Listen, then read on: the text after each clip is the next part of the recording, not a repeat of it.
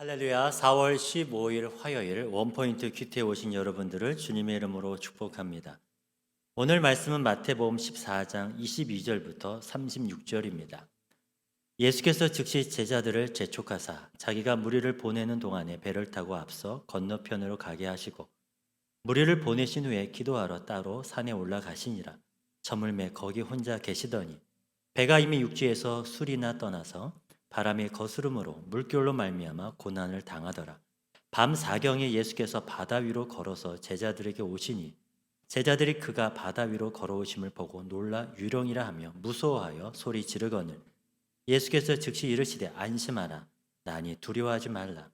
베드로와 대답하여 이르되 주여 만일 주님이시거든 나를 명하사 물 위로 오라 하소서 하니 오라 하시니 베드로가 배에서 내려 물 위로 걸어서 예수께로 가되 바람을 보고 무서워 빠져가는지라 소리질러 이르되 주여 나를 구원하소서 하니 예수께서 즉시 손을 내밀어 그를 붙잡으시며 이르시되 믿음이 작은 자여 왜 의심하였느냐 하시고 배에 함께 오르매 바람이 그치는지라 배에 있는 사람들이 예수께 절하며 이르되 진실로 하나님의 아들이소이다 하더라. 그들이 건너가 게네사렛 땅에 이르니 그곳 사람들이 예수이신 줄 알고 그 근방에 두루 통제하여 모든 병든 자를 예수께 데리고 와서 다만 예수의 옷자락이라도 손을 대게 하시기를 간구하니 손을 대는 자는 다 나음을 얻으니라. 아멘. 이제 담임 목사님께서 우리와 함께 계시는 주님이라는 제목으로 큐티 인도해 주시겠습니다. 할렐루야. 자, 오늘 4월 15일 화요일입니다.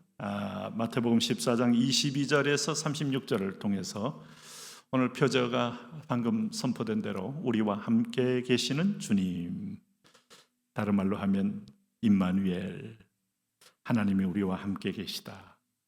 하나님이신 예수님이 우리와 함께 계시다. 임마누엘.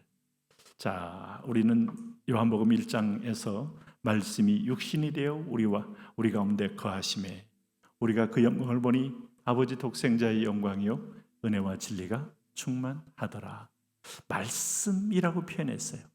성경의 주제이신 예수님이 요한복음 5장 39절에서 너희가 성경을 상고하거니와 이 성경은 내게 대하여 증거하는 것이다 라고 말했던 그 구약의 모세오경을 주님은 자신이라고 말했어요. 그 구약의 모든 백성들이 갈망했던 메시아, 그분이 우리 가운데 오실 때 말씀이라고 말했어요. 태초에 말씀이 계시니라. 말씀이 육신이 되어 우리 가운데 거하심에 이 임마누엘이 말씀을 선포합니다. 말씀으로 권면합니다. 말씀으로 확신을 줍니다. 오늘 여러분, 예수님이 오신 이유는 하나님 말씀을 증명하고 말씀이 실체가 무엇인지를 보여주고 앞으로 오실 예수님을 말씀으로 믿게 하기 위함이에요. 자, 오늘도 여러분, 오늘 예수님의 중요한 믿음의 시험의 현장 주님께서 한번 제자들에게 초대합니다. 그리고 오늘 큐티하는 여러분에게 동시에 초대합니다. 뭐라고요? 오늘 예수님이 22절에 보니까 자기가 무리를 보내는 동안에 배를 타고 앞서 건너편으로 가게 하시고 무리를 보내신 후에 기도하러 따로 산에 올라가시니라.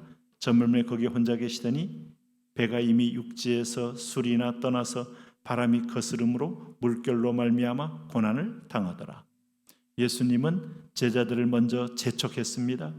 자기가 무리를 보낸 동안에 배를 타고 앞서 건너편으로 가게 하시고 예수님은 나 홀로 산에 올라가서 혼자 거기서 기도하고 계십니다.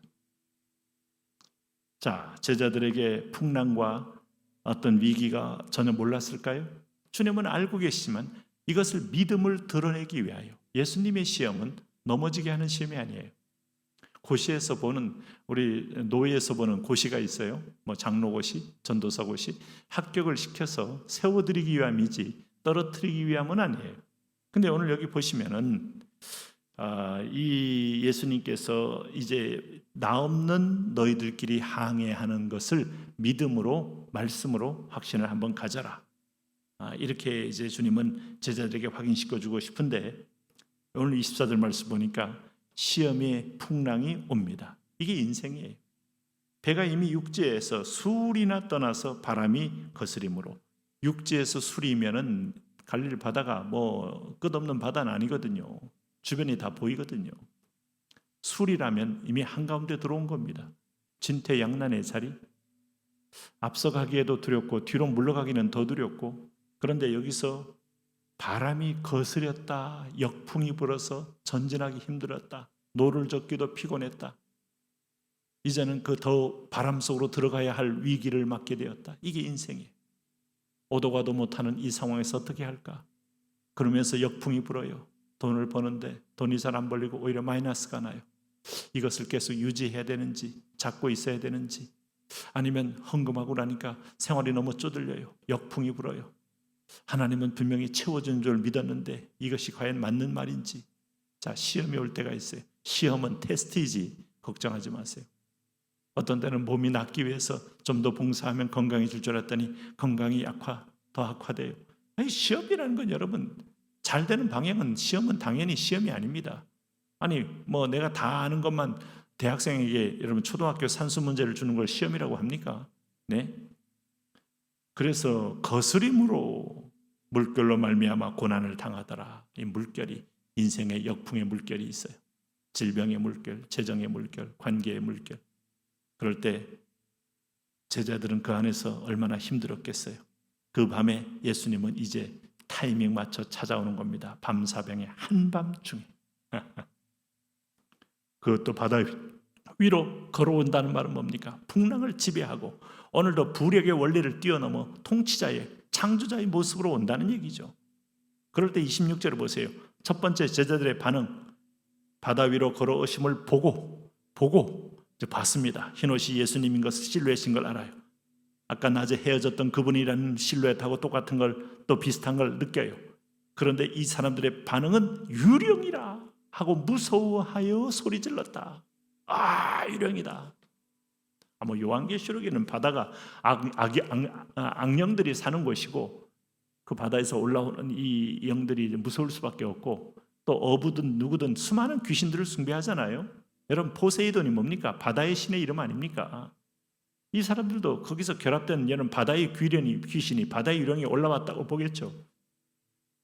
그럴 때 예수님은 27절에 즉시 이르시되 안심하라, 나니 두려워하지 말라. 안심하라, 내니 두려워하지 말라. 이 표현을 썼습니다. 그럴 때 그 목소리나 톤이나 온유하신 예수님이지만 단호하신 예수님, 베드로는 이 음성을 들었습니다. 28절에 보니까 베드로가 반응하죠. 주여, 만일 주님이시거든 나를 명하사 물 위로 오라 하소서 하니. 이때 베드로가 평소에 아마 상상하지도 못했던 표현을 예수님처럼 걷고 있는 그 모습에 베드로는 순간적으로 주여 나를 명하사 물 위로 오라 하소서 하니 예수님이 29절에 오라, 아주 심플하게 말합니다. 베드로가 배에서 내려서 물 위로 걸어서 예수께로 가되, 놀랍잖아요. 아니, 바다를 너무 잘 알고 그냥 내릴 수 없다는 걸 알던 베드로가 내렸다는 것은 헷가닥했다는 겁니다. 주님을 봤고 주님이 크게 보였고 주님이 오라는 말에 그는 빠져들었다는 거예요. 이렇게 되어야 됩니다. 기적은 여러 주님이 제일 크게 보여야 돼요. 상황보다 크게 보이고 합리가 지배하면 안 돼요. 상식이 지배하면 안 돼요. 통계가 지배하면 안 돼요. 통계는 참고용일 뿐이고 이제 그 다음에 행하실 주님이 크게 보여야죠. 사업을 하는 분이든 아니면 1년 계산을 하는 분이든 생활에 생활비를 쪼개든 여러분 생활비를 갖다 붙이든 간에 주님이 크게 보여야 물질적인 어떤 능력도 기적도 체험하죠. 그런데 이제 30절에 그 유명한 베드로의 어떤 익수 사건이 있어요. 바람을 보고 무서워 빠져가는지라. 자, 두 가지입니다. 바람을 보았습니다. 주변을 보았습니다. 환경을 보았습니다. 예수님 서 계심에도 불구하고 예수님께서 시선을 떼고 환경을 보는 순간에 환경이 더 크게 보였다 이 말입니다. 그리고 결과는 무서워 빠져 들어갔습니다. 자, 이 패턴은 지금도 동일합니다. 여러분, 아무리 어려워도 정신 똑바로 차리고 주님만을 바라보십시오. 주님이 더 크게 보일 때까지 소리 지르고 구하고 녹화하십시오. 주님은 그대로 거기 계십니다. 저는 그 나르리 공동체를 운영했던 프란시스 A. 셰퍼 박사의 거기 계시는 하나님, 사상이 파도가 있고 포스트 모더니즘의 파도가 있고 상대주의의 파도가 있고 오늘 무신론의 파도가 있어도 여전히 거기 계시는 하나님, 얼마나 여러분 든든한 믿음의 다림줄을 붙잡고 있는 위대한 여러분 신앙인입니까? 오늘 베드로는 그걸 못 보고 중간에 환경을 보면서 빠져가면서 겁이 질러 주여 나를 도우소서 뭐 이렇게 소리 지르면 또 주님이 자신을 반응하죠. 31절 보세요. 예수께서 즉시 손을 내밀어 그를 붙잡으며 이르시되 믿음이 작은 자야 왜 의심하였느냐. 의심은 우리를 빠지게 하고 믿음이 작은 것은 곧 여러분 오늘 바다 위를 걷다가도 너 다시 물속에 침몰하게 만드니 오늘 큰 믿음, 여러분 바다를 이기는 믿음, 환경을 이기는 믿음, 두려움을 이기는 믿음, 오늘 불가능을 이기는 믿음, 네, 주님께서 이 믿음 갖기를 원하시는 거예요. 네, 예수님은 아예 제자들과 함께 배에 함께 오르매 바람이 그치는지라. 예수님의 풍모와 예수님의 영적 통치 앞에 이 바람도 물결도 그쳐지는 겁니다. 마가복음 4장은 여러분 예수님이 뒤에 고물에서 주무실 때 풍랑은 잠잠하지 않아요. 그러나 주님께서 꾸짖을 때 풍랑은 그대로 잠잠합니다. 자, 마가의 제자들이나 마태의 제자들이나 비슷비슷한 제자입니다만 오늘 예수님은 이런 말씀합니다. 제 그때 있는 제자들은 동일한 고백을 합니다. 제가 뉘신가? 라고 말할 때 33절에 진실로 하나님의 아들이로소이다. 우리가 믿는 예수 그리스도 이분입니다. 하나님 이분을 신뢰하고 승리하게 하옵소서. 예수님 이름으로 기도합니다. 아멘.